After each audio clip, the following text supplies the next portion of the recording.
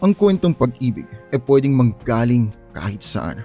Wala namang limit ang pagmamahal kahit ano pang kultura, anong panahon o kahit sa anong bansa ka nakatira. Universal to, ika nga. At lahat ng tao may gustong love story. Isa sa mga pinakasikat na kwento ay mababasa sa Greek mythology. At kwento ito ng sino pa nga ba kundi ang Diyos ng pag-ibig mismo. Masaya at nakakatuwang kwento dahil dito makikita natin kung papaanong si Cupido mismo kayang paibigin ang kahit sino ay tinamaan ng sarili niyang pana. Halina't samahan niyo kong tuklasin ang kwento sa likod ng mitolohiyang ito. Merong isang hari noon, 3 anak niyang babae at ang bunso ay nagngangalang Psyche. Si Psyche ang matatawag na pinakamaganda sa kanilang lahat. And take note, isa lamang itong mortal. Kakaibang beauty niya, kaya sina Venus at Aphrodite, ang mga diyosa ng pag-ibig at kagandahan ay nagselos sa kanya. Marami siyang manliligaw at ilang mga kalalakihan na masilayan lang ang ganda niya, solve na. Dahil doon, inabakante na ang altar ni Aphrodite at ang mga lalaki na dating sumasamba sa kanya ay lumipat na sa pagkahumaling kay Psyche. Nasaktan dito si Aphrodite. Siyempre, diyosa siya tapos natalo lang siya ng isang mortal. Sa pagandahan pa yan. Kaya naman, nagplano siya para masolusyonan ang kanyang problema. Pinatawag niya ang kanyang anak na si Cupido o si Eros at inutusan nito na panain si Psyche para ma-inlove sa pinakapangit at pinakawalangyang lalaki sa mundo. Pero, kaya nga ng inaasahan, si Cupido mismo ay tinamaan kay Psyche. Hindi niya sinabi yon sa nanay niya at umalis, dahilan para isipin ni Aphrodite na tapos na ang problema. Kalaunan, nalaman ni Aphrodite na si Psyche ay hindi naman na in love sa pangit na lalaki. In fact, hindi rin siya nagustuhan ng iba. Samantalang ang mga kapatid nito ay naikasal na. Pero si Psyche wala namang offer na natanggap. Kumbaga nagagandahan lang sa kanya mga tao pero wala talagang nagbabalak na gawin siyang nobya o asawa. Dahil doon, nag-alala ang tatay ni Psyche at nagtungo sa oracle ni Apollo kung saan naman sinabi ni Apollo na ang nakatadhanang mapapangasawa ni Psyche ay isa raw winged serpent na mas malakas pa sa mga Diyos at dapat na mamaalam sila kay Psyche sa tuktok ng bundok kung saan siya susunduin ng mapapangasawa niya. Ang hindi nila alam, sinabihan na pala ni Cupido itong si Apollo at pumayag tong si Mokong para tulungan si Cupido na mapakasalan niya ang dalaga. Ginawa naman ng hari ang sinabi sa kanya at dinala ang anak sa tuktok at iniwan. Malungkot si Psyche dahil sa kanyang tadhana. Syempre nga naman, winged serpent tapos siya napakaganda niya.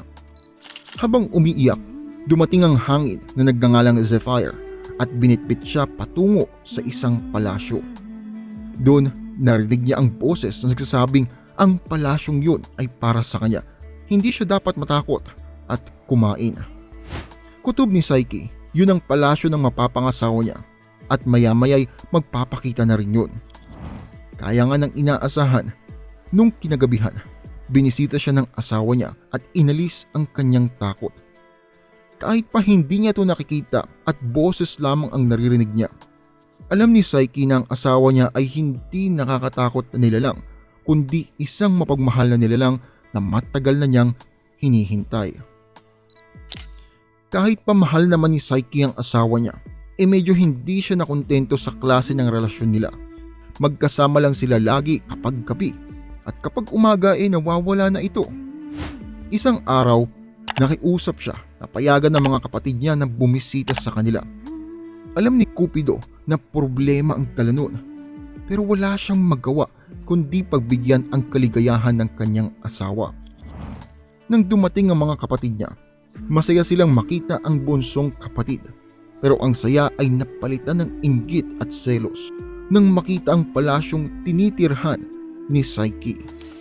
Sa pangalawang bisita nila, sinabihan nila si Psyche na mag-ilaw ng lampara para makita kung ang asawa niya ba ay isa talagang serpent o ahas na pwede siyang kainin habang siya ay natutulog.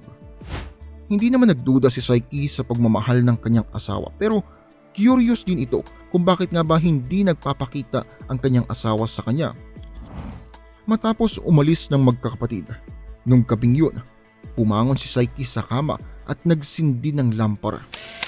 Nagulat siya sa kanyang nakita, isang napakagandang lalaki ang katabi niya sa kama. Nagulat siya sa kapugian ng kanyang asawa at dahil nanginginig ang kanyang kamay, tumalsik sa balikat ni Cupido ang langis mula sa lampara na siya namang kumising sa kanya. Agad na bumangon si Cupido at umalis kahit pa hinahabol siya ni Saiki. Sinabihan niya si Saiki na di raw mabubuhay ang pag-ibig sa lugar na walang pagtitiwala. Umalis siya ng tuluyan. Naiwan si Saiki na umiiyak. Pero determinado si Saiki na pabalikin ang asawa. Lumapit siya kay Aphrodite para pakiusapan ang anak nito na bumalik. Nagtungo nga si Cupido sa lugar ng ina para pagalingin ang sugat nito. Ginamit naman ni Aphrodite ang pagkakataon na yon para gantihan si Saiki dahil nasaktan nito ang ego niya. Binigyan niya ito ng ilang mga imposibleng utos, kaya ng paghihiwalay sa pinaghalong wheat, millet at poppy. Hirap na hirap si Saiki. Alam niyang aabutin siya ng siyam-siyam para magawa yun. Pero narinig niyang ang isang kumpul na mga langgam at sinabi ng mga to na tutulungan raw nila ang magandang babae.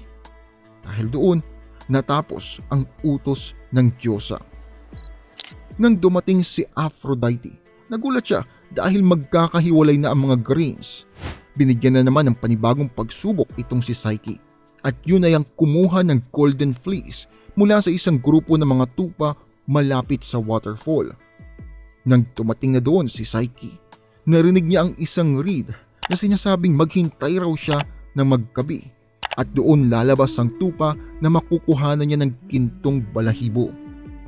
Nagawa niya yun. Nagulat ulit si Aphrodite pero alam niyang may tumutulong sa babae. Ang sumunod na pagsubok ay pinapunta niya sa underworld ng babae para pakuhanin ng ganda ni Persephone sa isang kahon. Nagtungo si Saiki sa isang tore na siyang kumabay sa kanya patungo sa underworld. Kaya ng pagbibigay ng barya kay Charon ang ferryman na siyang nagsakay sa kanya sa bangka na dadaan sa River of Death at pagsuhol kay Cerberus ang three-headed dog na nagbabantay sa pintuan at ang kanyang suhol ay cake. Nakuha ni Saiki ang box at pabalik na sana kay Aphrodite pero inatake siya ng pagiging usisero at binuksan niya ang box. Dahil doon, nakatulog siya ng malalim. Pero dumating naman si to the rescue Cupido at ginising siya mula sa pagkakatulog na dala ng mahika. Maya-maya, nagpunta si Cupido sa Olympus para hilingin kay Zeus na gawing immortal si Saiki at opisyal siyang pinakasalan sa harap ng mga Diyos. Pumayag si Zeus at pinainom kay Saiki ang isang ambrosia na naging dahilan para maging immortal siya. Totoo nga na ang pag-ibig at ang kaluluwa ay hindi mapapaghiwalay, kaya nga ng sinasabi sa kwento. Dahil sa ang ibig sabihin ng Saiki ay soul, pinakita ng love story nila kung ang love at soul ay nagpasyang mag-isa, walang makakahadlang sa kanila kahit na Diyosa pa.